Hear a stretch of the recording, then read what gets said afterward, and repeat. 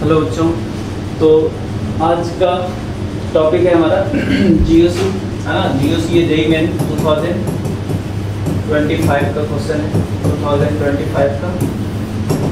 अब देखो इसमें पूछा क्या क्या है, the correct order of stability of the following carbocations is. इस कार्बोकेटाइन का ऑर्डर पूछा है, स्टेबिलिटी का ऑर्डर पूछा है, ठीक है। अरेंज करना है हमें स्टेबिलिटी वाइज। तो बताओ सबसे ज़्यादा स्टेबल इसमें कौन होगा।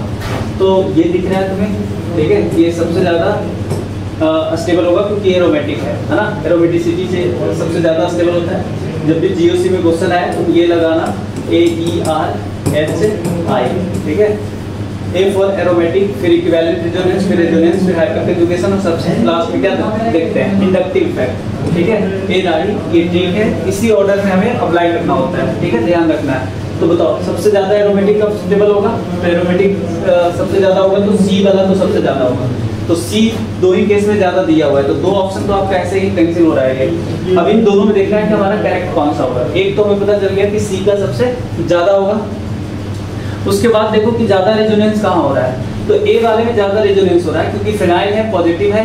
ये पॉजिटिव चार्ज इसके साथ भी रेजोनेंस करेगा, ये पॉजिटिव चार्ज इसके साथ भी रेजोनेंस करेगा और इसके साथ भी रेजोनेंस करेगा। तो ये तीनों साइड रेजोनेंस स्टेबलाइज है। इसमें दो ही साइड है और इसमें आपका अल्फा हाइड्रोजन देखोगे तो 5 अल्फा हाइड्रोजन दिख रहा है ना। तो अल्फा हाइड्रोजन हाइपरकंजुगेशन की बात हो रही है, ये तो लास्ट में आएगा ना। पहले तो हम लोग रेजोनेंस वाला फैक्टर अप्लाई करेंगे, तो रेजोनेंस वाला हमारा ज्यादा स्टेबलाइज होता है, ठीक है। सबसे ज्यादा एरोमेटिक, फिर इक्विवेलेंट रेजोनेंस, फिर हम लोग रेजोनेंस की बात करते हैं, ठीक है। तो रेजोनेंस वाला फैक्टर हमारा दो है, ये भी रेजोनेंस स्टेबलाइज है और ये भी रेजोनेंस स्टेबलाइज है। तो बताओ इन दोनों में ज्यादा रेजोनेंस कहाँ हो रहा है। यहाँ हो रहा है क्योंकि 3 फेनाइल ग्रुप के साथ रेजोनेंस कर रहा है, ये दो के साथ रेजोनेंस कर रहा है, ठीक है।